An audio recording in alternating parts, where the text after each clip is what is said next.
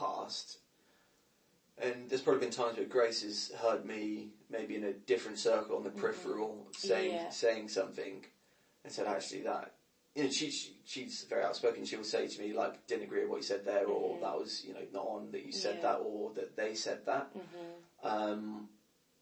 But I think with the people that would be in that circle, I think deep down they know as well that you don't agree with it, or if any of my friends agree with it. So I think there's an understanding on perhaps my female friends' part as well that it seems like locker room talk is not accepted, but there's an allowance for it, and I don't think they're going to instantly think more negatively of me at a personal level for just saying one or two things, or agreeing, or not stepping up and shutting something down.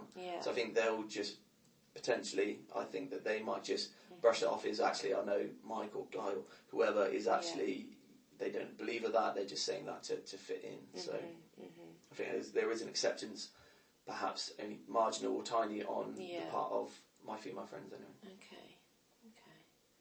So we've spoken a lot about the kind of peer kind of relationships.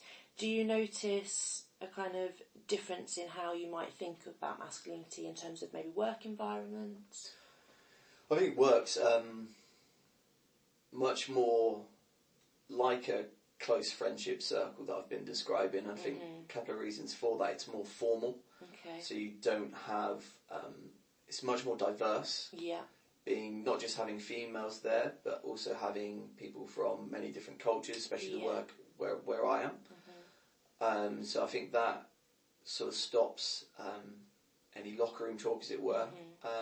Also less familiar, so you're not quite sure where the boundaries are in terms of humour, in terms of their views on anything really. Religion or sexuality it's never really that clearly defined at work when you're not so familiar with these people. So I think that it's kind of similar in one sense to an inner friendship group where there's not much being discussed, or people questioning masculinity in a work environment.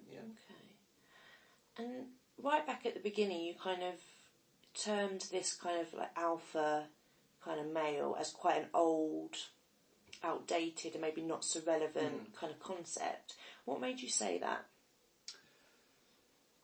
So I do think it's quite an old concept. Why I think it is outdated is because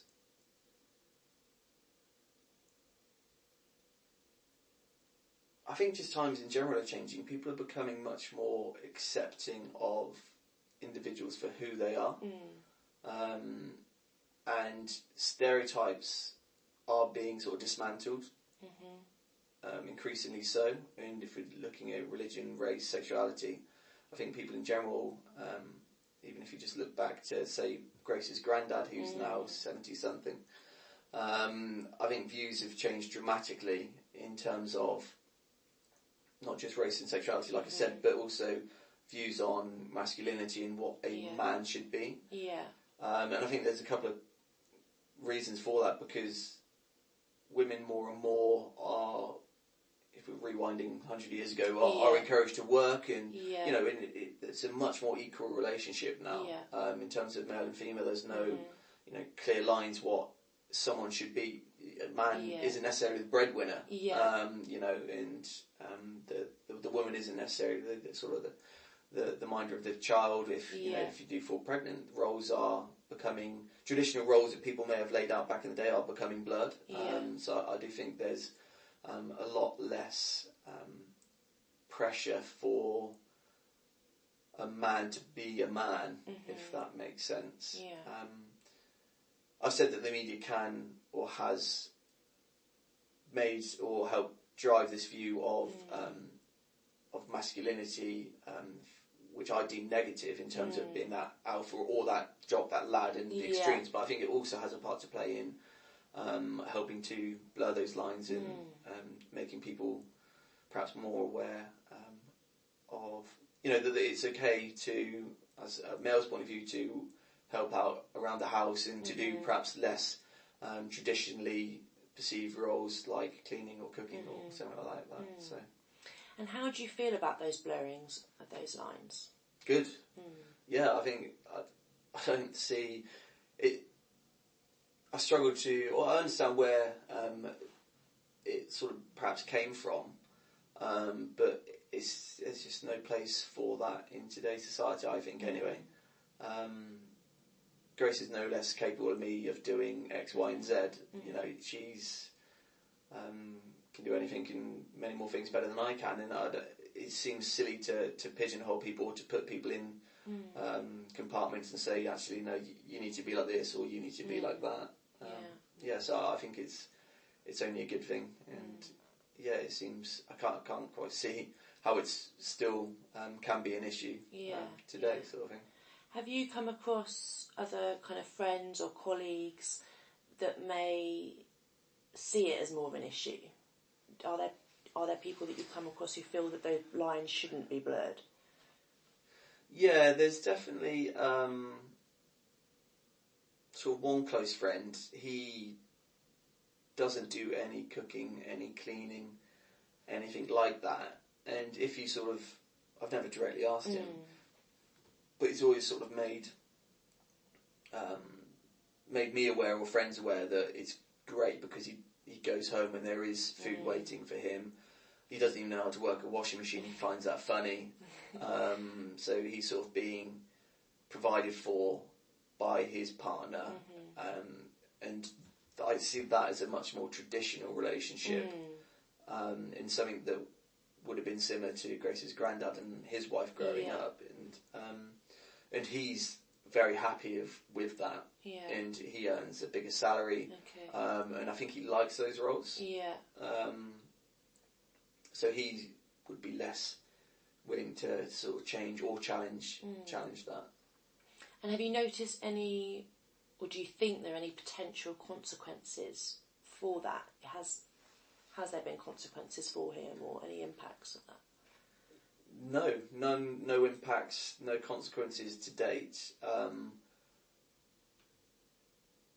None at all. And, you know, speaking, if myself and a couple of guy friends are speaking to him, you know, he's very vocal and sort of almost bragging about it. And I think in his head he thinks it's absolutely brilliant. And there are certain times when myself and other guy friends have been like, oh yeah, that is good, and sort of maybe got on board with that. And again, I think it's going back to that sort of fitting in culture. And but no, it's back to the question. I don't think there's been any drawbacks or issues so far with his views on that.